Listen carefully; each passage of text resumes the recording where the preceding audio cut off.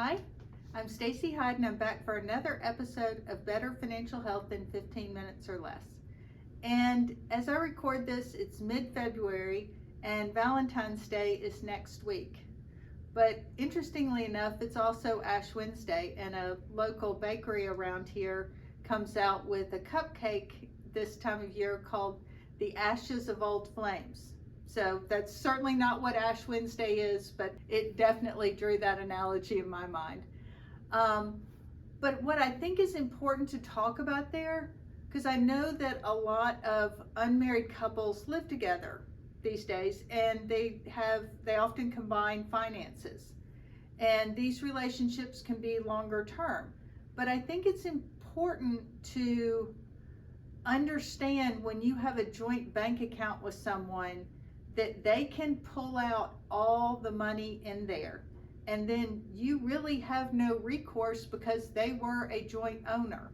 So I think it's important, while you hope this relationship works out and everything is fine, and in most cases they are, that you also maintain your own bank account, and if you do have a joint account, that it's only for specific bills and that's not where your big savings are going to there.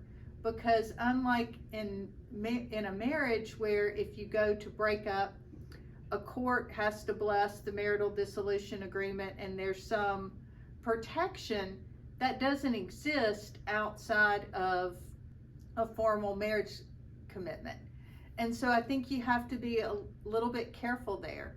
The other thing that came up in a meeting that I had a few weeks ago was a couple had been together for a long time. They were not married.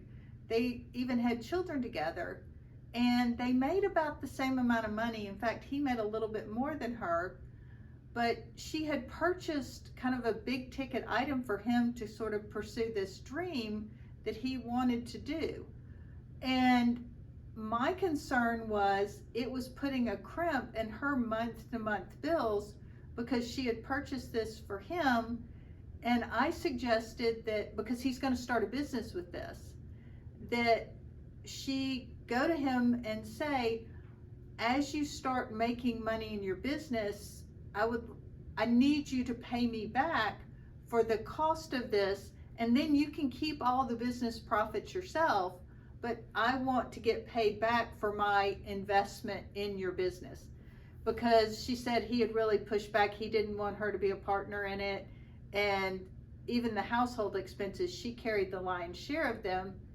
And so I think it's important that she protect herself financially in this. And it could be the other way. Sometimes it's the guy needs to protect himself because maybe she's not working but spending a lot of money and stuff like that. So I think you have to keep that in the back of your mind.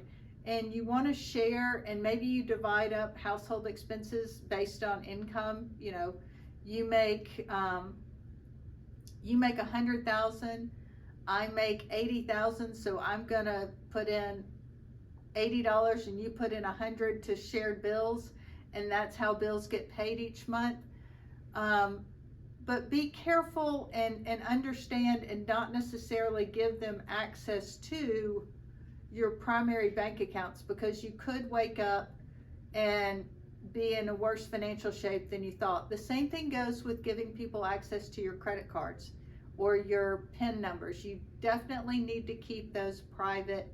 And if you reuse passwords, for the love of all things good, do not use the same passwords for financial accounts that you use for your streaming service, your Netflix, things like that. Things that should be unique passwords known only to you, your Apple password if you have an iPhone, and any of your bank accounts. And don't use the same one for all of those, because then if a hacker gets that one, they can get access to your other accounts. So, and that also brings it up, if you have, multi-factor authentication is a thing now. So if you use the same password on your Visa card as you use on your Gmail, well, somebody can hack into your Gmail and get that extra code, and then the code's not any good. So you definitely need to be aware of that. And also, it's great now that Apple allows you to get text messages on your iPad.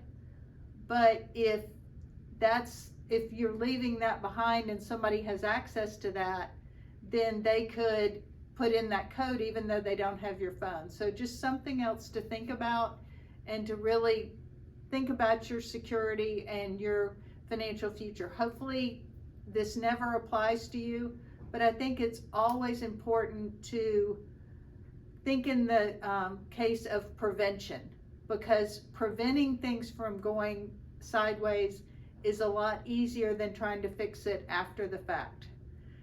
On the other hand, and sharing a more happy note in thinking of Valentine's Day, it is helpful, I think, for couples to share financial goals, financial dreams, to discuss big ticket purchases, because then you get to work together and that can really bring you closer together. And you do need to be open and share with, if you're bringing a lot of debt, or you weren't raised in a fully functional money home, like finances were always kind of like your family sort of slid from one disaster or emergency to another. You need to share that, because as you share it and you work through it, you will be in a better position to meet those challenges together. And then I am old school. I hope that you wind up being married and have a long marriage, and you work together and you build that foundation together. So happy Valentine's Day if you celebrate.